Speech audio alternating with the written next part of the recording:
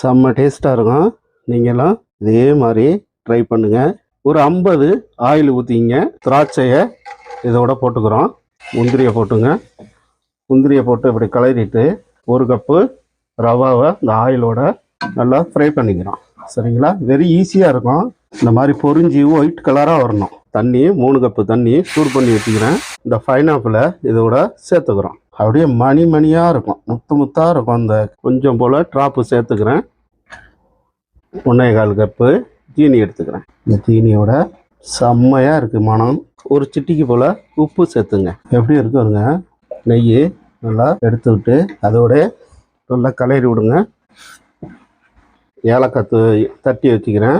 ஒரு 5-6 ஏலக்காய் இதோட நல்லா போட்டு கிளறிங்க. மாற்றிக்கிறேன் பாருங்க. எப்படி இருக்கு பார்த்தீங்களா? செம்ம டேஸ்ட்டாக இருக்கும். நீங்களும் இதே மாதிரி ட்ரை பண்ணுங்கள். வேறு லெவலாக இருக்கும் டேஸ்ட்டு.